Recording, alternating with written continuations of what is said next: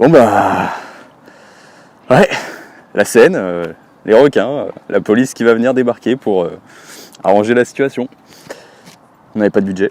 Je m'appelle Crocodile Dundee. Ça vous dérange pas de quitter la chambre, hein, je pense. Oui, il fait beau. On s'est dit que c'était le moment parfait pour sortir, pour parler de Sous la Seine, la nouvelle super production de Netflix, qui va raconter l'histoire d'un groupe de scientifiques qui va, je sais pas, essayer de sauver des requins au milieu de l'océan Atlantique et qui va tomber sur un requin un peu différent. Alors est-ce que c'est une nouvelle espèce ?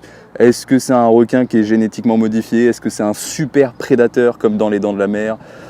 C'est un peu le concept du film. Et puis ce requin, il va remonter à Paris pour justement déranger les Jeux Olympiques et tout ce qui est festival de triathlon, etc. Évidemment, c'est un écho avec notre actualité, c'est ça qui fait un peu c'est ça qui fait toute la saveur et tout ce qui nous donne quelque chose de nouveau sur nos petites papilles gustatives. Et évidemment, il va falloir aller traquer une sorte de mélange entre des scientifiques et des policiers qui vont se réunir en équipe pour essayer de traquer ce requin dans la Seine. Et ce qui va être assez original, c'est qu'évidemment, ça se passe à Paris, ça a été filmé sur les quais de la Seine. Et en plus, il y a des petites séquences qui ont été tournées dans des bassins où on va construire une sorte de décor sur les catacombes et ça va donner une ambiance qui est assez remarquable dans le film et qui est assez anodine. C'est ça qui fait un peu la saveur du film et toute notre curiosité. Pourquoi on l'a lancé ? C'est parce qu'évidemment ça se passe à Paris et qu'en tant que Français on est un peu content, on est un peu chauvin, on est un peu... Je vais pas finir cette phrase. Et du coup la question que tout le monde se posait c'était de savoir si c'était cool parce que évidemment les films de requins ça reste quand même un genre qui est... C'est assez compliqué, hein, surtout les dernières productions. Et avec le logo Netflix derrière, on était assez inquiet. Le film a bénéficié d'environ 20 millions de dollars, si je dis pas de bêtises, donc c'est quand même assez important. Et honnêtement, c'était vraiment bien. Genre, c'était vraiment cool. On a passé un bon moment devant, c'était jouissif. Et je vais pas vous mentir, ça fait longtemps que j'avais pas vu un film avec des acteurs français, avec un bon budget, des bons effets spéciaux, des acteurs qui sont vraiment bons. Et ça, c'est le point où on va venir à un moment donné, parce que c'était le premier truc qui m'a un peu bouleversé, qui m'a mis à terre, c'est que les acteurs sont bons, ils jouent bien. Et les acteurs français, moi j'ai toujours du mal, surtout quand c'est dans la langue natale, c'est compliqué. Et là, ça passait vraiment bien.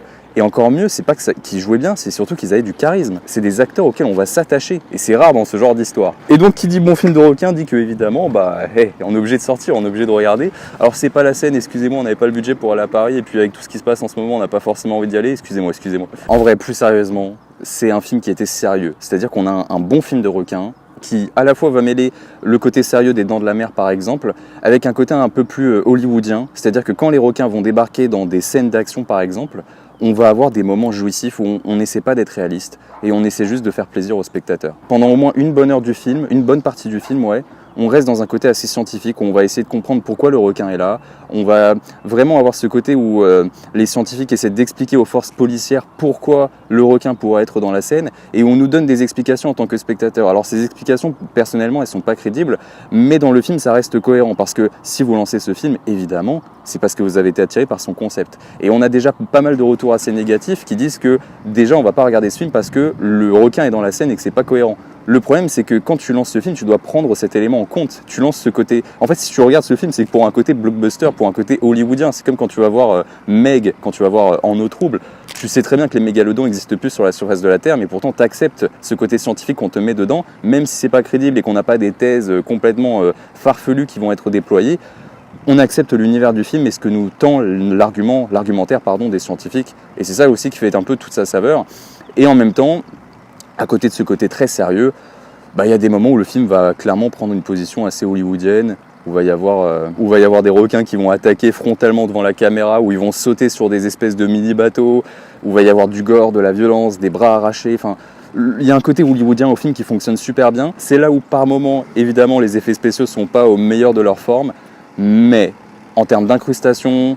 Il y a quelques fonds verts, notamment quand ils sont sur le bateau, où on voit Paris en arrière-plan, où on sent qu'il y a des incrustations, mais il n'y a pas quelque chose qui est dérangeant, parce que le film a une patte qui est assez éclairée, c'est-à-dire qu'on sent par moments l'éclairage de studio, où on sent qu'ils ont été tournés dans des immenses bassins pour certaines scènes et certains décors, notamment pour les passages où on va imiter tout ce qui est catacombes.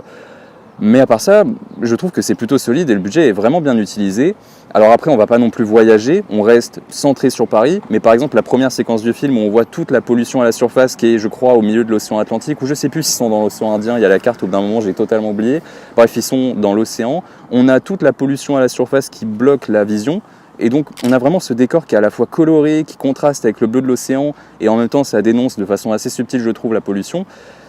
je sais pas, j'ai trouvé ça vraiment sympathique et vraiment bien fait parce que l'idée c'est qu'on est déjà dans un océan, on est déjà dans l'eau, que ce soit dans la Seine ou dans l'océan comme je vous le disais. Donc les personnages sont déjà emprisonnés, c'est-à-dire que t'es un humain, c'est-à-dire que dans l'eau t'es qu'une merde, hein. Le requin il veut te chasser, il va te buter. Donc déjà que t'es dans un sentiment assez inconfortable avec l'eau, mais là c'est encore pire parce que la pollution va bloquer la surface. Donc t'as le sentiment de ne pas pouvoir remonter, t'as le sentiment d'être bloqué, piégé avec le requin.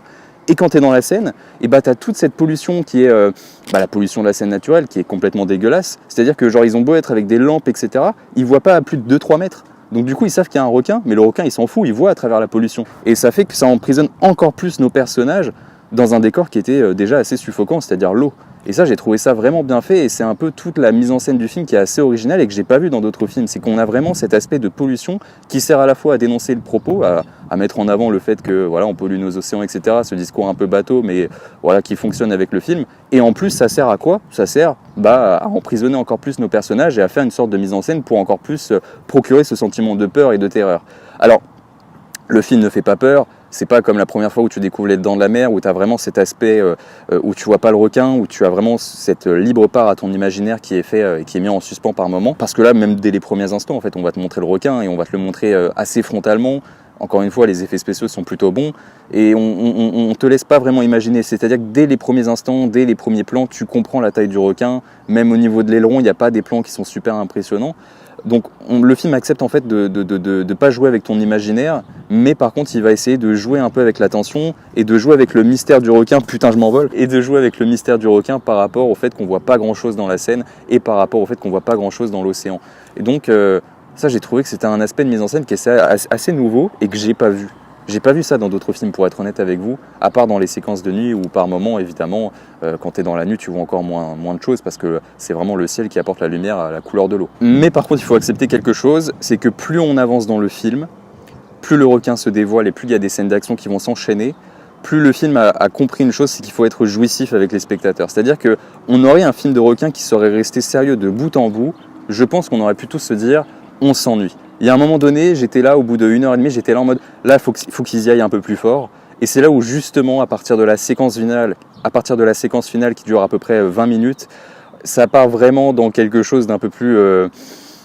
j'allais dire nanar, mais c'est très méchant, mais ça part dans un festival un peu à la Die Hard. C'est-à-dire qu'on a un film qui assume son côté blockbuster et qui va donner des séquences où on va vraiment avoir le requin qui va sortir hors de l'eau, comme si c'était un peu tourné en 3 dimensions. C'est-à-dire qu'on a l'impression que le requin va sortir de l'écran, le requin qui commence à sauter, on a des explosions, on a de la panique. Et ça, j'ai vraiment apprécié parce que j'avais besoin personnellement de ce côté divertissant. On a tellement eu de films de requins qui abordaient le sujet de façon sérieuse que c'est impossible de refaire la même chose. C'est impossible de refaire quelque chose d'aussi bon, notamment évidemment que le premier Les Dents de la Mer. Mais même un film comme Peur Bleue qui partait dans le blockbuster, pour moi c'est un des meilleurs films de requins qui n'a jamais été fait depuis très très longtemps. Et en fait, depuis ces films-là qui sont excellents, qui ont vraiment une atmosphère, une ambiance, c'est difficile de faire mieux et j'ai l'impression que le réalisateur, il a compris ça. Et du coup, il s'est dit, écoute, on a été sérieux, on a vraiment créé un sentiment d'atmosphère autour de la scène, avec les plans au loin où tu vois vraiment que tu as l'impression que le requin est là, mais tu vois même pas ça joue un peu avec ce côté, on le voit pas, mais en même temps, il est là et ça, j'ai plutôt apprécié. Et le réalisateur, il se dit à un moment donné, il faut faire tout péter, il le fait vraiment au premier sens du terme. Et c'est ce qu'il fallait faire parce que c'est là où on prend le plus de plaisir. Fallait à un moment donné que le film dénote, je trouve, et adopte une attitude un peu moins réaliste en fait. Et j'en avais besoin. Je pense que les films de requins, c'est aussi un côté amusant, un côté un peu Jurassic Park où on va devoir voyager. Il y a un peu ce côté parc d'attractions. On a vraiment besoin de ça maintenant. Et j'ai adoré. J'ai adoré cet aspect-là du film et je comprends totalement que ça déplaise à certaines personnes et je pense que ça va déplaire à certaines personnes. Qu'est-ce que je voulais dire? Je sais plus. Au-delà de tout cet aspect divertissant autour du requin, le film essaie quand même d'avoir des messages, notamment des messages écologiques. Il y a certains personnages qui vont un peu forcer le trait et qui, je trouve, sont vraiment des stéréotypes ambulants. Il y a un côté un peu... il y a une mauvaise écriture sur certains personnages, je trouve, notamment la gamine qui est très investie et j'aime beaucoup cet aspect-là, très investi, mais... En même temps, il y a un côté caricatural qui me dérange un tout petit peu. Mais par contre, j'ai adoré un truc, c'est la maire de Paris. La maire de Paris, c'est un mélange entre Hidalgo et... comment elle s'appelle déjà, la blonde là, qui est de droite là? Putain... Pécresse, c'est elle? Ouais, Valérie Pécresse. Et en plus, ce que j'ai trouvé drôle, c'est que la mère s'appelait Valérie. Et on sent vraiment que dans son archétype, sa façon d'avoir été écrite, c'est un sosie de Valérie Pécresse. Et donc j'ai trouvé ça cool parce que nous on est en train de parler que de ça dans l'actualité, hein. En ce moment des JO, en ce moment le fait que ça parle de menaces terroristes par rapport au fait qu'on a peur que ça gâche la fête, là clairement le requin est traité de cette façon et c'est ce que je voulais que le film fasse, c'est-à-dire que le requin, en plus il y a des explosions à un moment donné, c'est clairement une métaphore des attentats en fait. Et ça j'ai trouvé ça bien parce que le requin est un prétexte pour développer d'autres messages, c'est-à-dire que le film aurait pu simplement être un gros nanar de 1h30 avec un requin qui débarque dans la Seine et on s'en fout et on voit des scènes qui s'enchaînent, ça aurait très bien fonctionné en fait. Ce côté divertissant l'été ça fonctionne, mais le film essaie quand même d'avoir un message et un sens. Et en tant que Français, c'est vraiment cool. Il y a même un moment, il y a une séquence où tu vois BFM, avec le présentateur de BFM, je crois que c'est Calvi qui s'appelle. À un moment donné, tu vois ça et tu as vraiment l'impression que c'est réel. Tu as l'impression que ça se passe. Et ça, j'ai trouvé cool parce que les autres spectateurs des autres pays du monde, ils vont pas être autant dans l'immersion que nous. Nous, on est vraiment immergés parce que c'est notre actualité, c'est nos craintes par rapport aux JO, etc. Le requin, c'est la métaphore des attentats. Et donc, il y a ce côté où on fait venir un requin pour le côté divertissant et en même temps on essaie de vous raconter quelque chose d'autre et on essaie de vous délivrer des messages. Alors c'est pas hyper bien écrit et je trouve que c'est bien, c'est pas forcé. C'est-à-dire que, encore une fois, il y a certains personnages où on sent qu'il y a un côté archétypal qui me dérange, mais il n'y a pas un discours qui va prendre une position forte ou qui va vous dénigrer. Il y a même à un moment donné où on voit des policiers genre aider les SDF et genre ils disent clairement on est désolé de vous dégager mais la préfecture nous a dit qu'il fallait que vous dégagiez pendant le festival, etc., pendant 3 semaines. Et tu vois, les SDF ils comprennent et en même temps ils sont un peu désolés et tu vois les flics qui sont désolés. Tu vois, c'est une manière de dire que les flics, à la fois ils vont dégager les SDF et qu'en même temps ils n'ont pas envie de le faire. Et je trouve que c'est intéressant parce qu'ils auraient très bien pu faire un discours anti-policier ou au contraire un discours pro-policier. Le film ne prend pas position et admet une certaine neutralité. Je pense que c'est important parce que du coup ça va laisser aux spectateurs, les gens sont intelligents.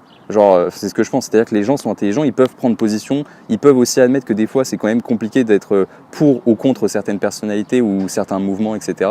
Et je trouve que c'est intéressant parce que le film n'a pas un discours qui est tranché, il laisse le spectateur décider.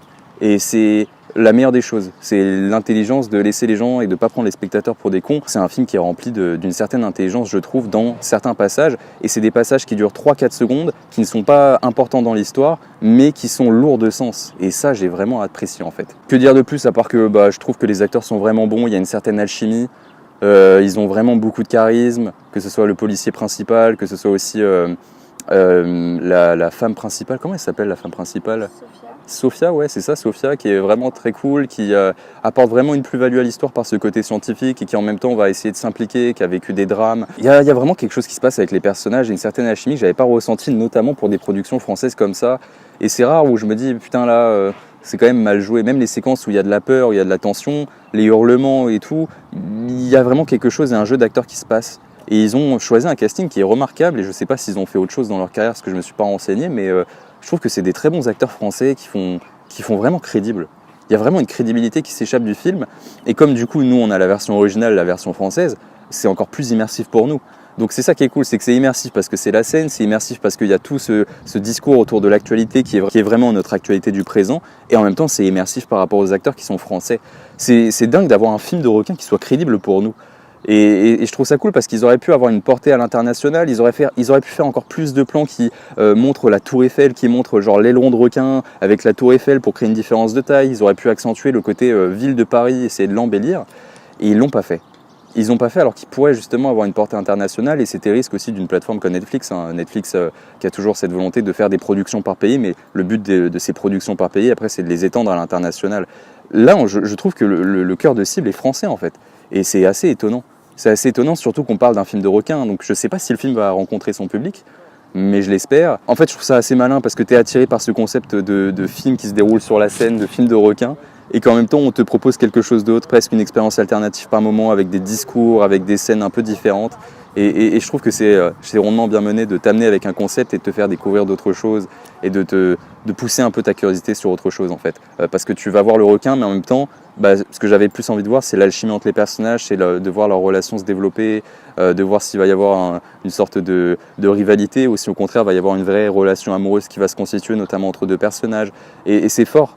C'est fort parce que c'est comme si tu me disais tiens, tu vas aller regarder le prochain Scream. Moi, quand je vais voir le prochain Scream, je vais voir Ghostface. Et puis on te dit, non, en fait, j'ai plus envie de voir Ghostface maintenant. Là, j'ai envie de voir les personnages. Alors que c'est pas du tout le principe. T'es censé être attiré par le requin, bordel. Et qu'est-ce que je voulais dire d'autre ? Oui, je voulais dire aussi que l'ambiance est vraiment bonne. C'est-à-dire on a un cadre aussi beau que celui-là. Regardez-moi ça là, putain, j'en profite hein, pour une fois qu'on est dehors et qu'on sort de la chambre parce que franchement ça pue dans la chambre avec le PC qui tourne à fond avec les températures actuelles. Autant profiter du beau temps. Il court torse nu. Regardez-le. Chérie, t'as regardé? Non. T'as regardé? Non. Fais gaffe quand même. Non, je voulais dire que l'ambiance était vraiment bonne et qu'il y avait une véritable atmosphère dans les séquences sous-marines. C'est ça qui m'a le plus plu, c'est qu'on a vraiment des jeux de lumière. Alors au niveau de la colorimétrie du film, on se rapproche vraiment, je trouve, de Meg, En eau très trouble. C'est-à-dire qu'on a vraiment ce côté éclairage de studio très blanchâtre, où on fait ressortir les couleurs de façon très contrastée. Mais par contre, dès qu'on est dans les séquences sous-marines, c'est un bleu profond, bleu aquatique. Ça fait faux, évidemment que ça fait faux. Mais j'ai trouvé ça vraiment bon et ça donne une ambiance vraiment unique au film. J'ai trouvé les séquences sous-marines vraiment marquantes, pour être honnête avec vous, avec une vraie tension. J'ai trouvé ça vraiment bon parce qu'il n'y a pas seulement cet éclairage un peu naturel ou ce côté bleu, c'est qu'ils ont tous des lampes torches. Ils ont notamment des LED autour du visage qui éclairent leur masque et ils ont tous ces lumières rouges. Ces lumières rouges qui, je sais pas, ça donne un côté prédateur, un côté encore plus anxiogène. J'ai vraiment adoré. Je trouve que l'éclairage, la lumière et la réalisation est vraiment très bonne. Pour le coup, tout cela est vraiment millimétré. Il y a un côté réfléchi au film, alors que c'est sous la scène. Tu t'attends pas que ce soit vraiment une expérience de dingue, quoi. Tu t'attends juste à un bon petit film comme ça qui passe. De façon personnelle, c'est un de mes films de requins préférés. J'en ai vu plein, mais je trouve que c'est un bon film de requin, quoi.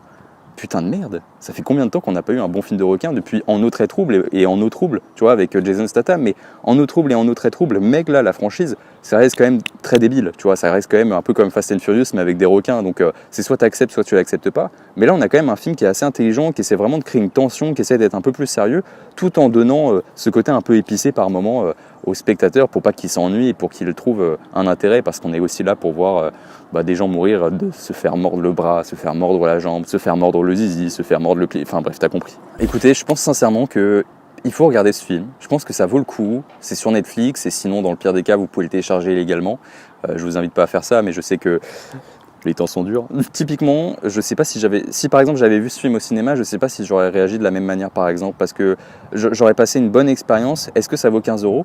Putain, je suis en train de me demander si... En vrai, pour le coup, je trouve que ça fait vraiment sortie cinéma et même dans la manière dont je l'ai abordé, je l'attendais beaucoup. C'est un film que j'attendais vraiment. Et là, quand on l'a regardé sur la télé et tout, j'avais vraiment l'impression d'être un peu au cinéma en quelque sorte, parce que ça fait vraiment film qui est carré de bout en bout. C'est film qui est vraiment bien produit, qui est beau, avec encore une fois, quelques séquences où les effets spéciaux sont pas dingues, mais c'est assez rare. Mais il y a quand même des bons effets spéciaux et c'est pas honteux. C'est clairement une bonne production, quoi. Et c'est pas le meilleur film de requin au monde, encore une fois, mais ça fait partie des meilleures expériences de films de requin que j'ai pu voir, parce que il y a tout un tas de choses qui m'ont plu, les personnages, l'ambiance, les séquences, toute l'explosion finale, etc., la métaphore avec les attentats, la métaphore avec tout ce qui se passe à Paris. C'est quand même un film qui est construit. Et c'est quand même rare de le dire pour un film de requin. Encore une fois, ils n'avaient pas besoin de faire ça et ils l'ont fait. Donc vraiment, je peux que vous le conseiller si vous aimez ce type de film. Typiquement, en termes d'atmosphère, on se rapproche, je trouve, de Crawl, le film de Crocodile. On est vraiment dans ce type d'expérience qui est extrêmement bien produite. À quelques moments, on voit des effets spéciaux, mais ça reste bien produit, c'est rempli de bonnes intentions, on ne se fout pas de la gueule du spectateur. Donc clairement, on est pour moi du même niveau. Alors que Crawl, c'est Alessandre Aja, c'est un réalisateur je crois qu'il a eu un peu plus de budget, et tu le sens. Mais putain, Sous la scène n'a pas à démériter par rapport à d'autres productions qui ont plus de budget, par rapport à tous ces films qui se foutent de la gueule du requin, des requins, et qui essaient de faire des nanars. Réussir à venir avec un film qui est français, avec des acteurs français, une production française, tout en ayant derrière quelque chose qui soit crédible, c'est fort. C'est fort. Tu me dirais, écoutez, j'ai besoin de 20 millions de dollars pour faire un film de requin sur la scène avec des acteurs français. Je suis pas sûr que je l'accueille à bras ouverts, le mec. Je pense que je lui fais un petit coup de pied au cul, tu vois ce que je veux dire. C'est quand même compliqué. Et pourtant, ils l'ont fait, c'est con. Putain, ils l'ont fait. Écoutez, j'ai rien de plus à dire. Moi, j'ai passé un très bon moment devant ce film et ça va rester dans mes tops expériences de l'été, quoi. J'ai envie de regarder ça, tu vois. Il fait frais, il fait beau. Regardez-moi ce paysage, encore une fois. Faut que t'arrêtes de filmer le paysage, je crois qu'ils ont compris, hein. Non, ce que je veux dire, c'est que je pense qu'il y a aussi ce côté où il fait beau, on commence à aller à la mer, on commence à avoir la chance de pouvoir aller dans l'eau, se baigner, il fait chaud, on est en petite chemise. Là, je suis habillé comme Crocodile Dundee, mais bientôt je vais sortir la chemise à fleurs, vous inquiétez pas. Il y a ce côté, on est en vacances, on a envie de bonnes ondes, et je trouve que Sous la scène réussit ce pari-là, et j'ai envie d'être positif par rapport à ce film, et par rapport à toutes les merdes de vraiment que des films d'horreur dont on parle sur la chaîne, par rapport à tout un tas de films d'horreur qu'on a vu depuis janvier 2024, Sous la scène, pour le moment, je trouve que c'est une des expériences les plus kiffantes, quoi. Genre, c'est pas le meilleur film, hein. Encore une fois je dis pas ça, mais c'est un moment de jouissance extrême. C'est bizarre comme phrase. Bref, j'ai passé un bon moment devant, quoi, et j'espère que vous allez lui laisser sa chance parce qu'il le mérite, je trouve, et que Encore une fois, soyez pas trop dur avec ce type de film, surtout avec celui-là, parce qu'il est vraiment rempli de bonnes intentions, et j'espère qu'on ne sera pas les seuls à ressentir cela. Et j'ai hâte d'avoir vos retours, j'ai hâte d'avoir tout ça. Bref, c'était mes Romains dans un cadre un peu différent, j'espère que vous avez quand même passé un bon moment en ma compagnie. Et puis n'hésitez pas à vous abonner, liker, partager, vous connaissez la propagande de YouTube. Et n'hésitez pas à me dire dans les commentaires ce que vous avez pensé du film, si vous comptez le regarder, si vous aimez les films de requins aussi, c'est quelque chose de très important. Est-ce qu'il y a autre chose à dire? Je suis pas sûr, hein. Je suis pas sûr, hein. Ouais, profitez du paysage quoi. Hein. Bon allez, gros bisous les jeunes. Mouah. Ciao, bene.